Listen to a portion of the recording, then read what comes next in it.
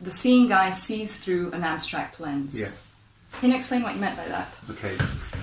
Well, the seeing eye sees through an abstract lens.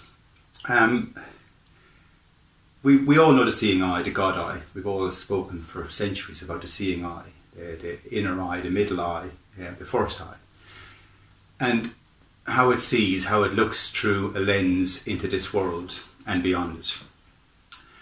But we haven't built on that idea. We have, for a couple of millennia now, I suppose, talked about the intuitional side, like I said, about how the inner eye sees the universe.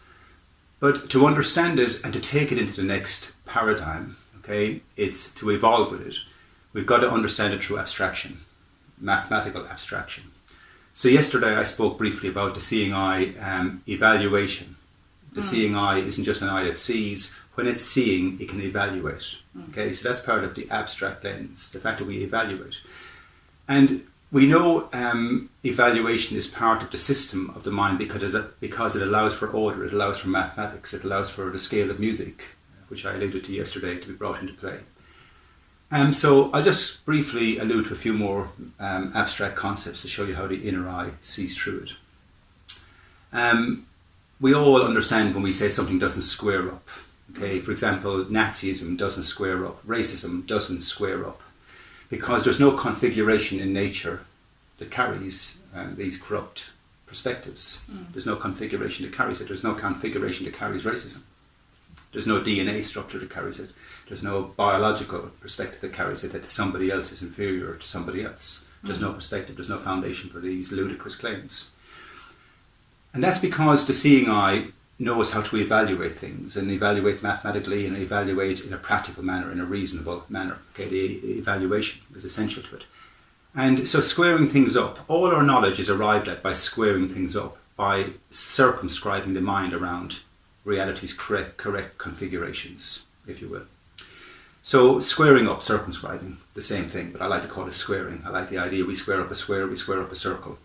We square up World War II and realised it didn't square up for our species because we're a species that desires balance over imbalance. That squares up. Okay? So that's part of the seeing eye. The seeing eye can square up. The seeing eye understands geometry and symmetry because it can square up and find configuration with nature, and therefore find the geometry of nature, and therefore find symmetry with it. Okay? When you square up mathematics, 1 + 1 = 2 is the geometry of parts squared up, and we find symmetry with it. Okay? When we square up Martin Luther King and find the geometry of what he's spoken about, all the set positions he laid down, we follow those set positions, that's his geometry, that's his total geometry, we found symmetry with it. So that's the seeing eye through an abstract lens. And if we want to arrive at what God is, what our own nature might be, we have to find the correct symmetry with the geometry of our own nature and the geometry of what God might be. Okay? Now I'm using these concepts like symmetry and circumscribing and evaluation because there's no mathematics without these concepts. All mathematical concepts and notions and ideas and answers that we've had, whether it's through empiricism, or metaphysics, has come with the eye being circumscribed by the correct positions. And therefore, these are systemic modes. For example, if I mention to you animals, ants, horses, humans, birds, they all fit under that noun. We can see them in this realm that we occupy in a sensorial way. If I mention food as a concept, apples, oranges, carrots, whatever, bananas, that's food. But if I mention to you configuration or consistency, where is it? Where is it in nature? Where is it in this field in front of us? These are part of the mind's makeup. These are a priori structures. To circumscribe is a mode in the mind. To evaluate is a mode. It's a tool that we employ when we're thinking intellectually. Okay, These are employed tools. And they're all abstract tools. They're all part of the abstract lens. Yeah, does that make sense? Yeah. Like I'm actually trying to square you up right now with the configuration I have about what the abstract lens is. Okay, so I'm trying to show you the geometrical positionings to align your mind with it so you can find symmetry with me and you and concord. Okay, so that's systemic.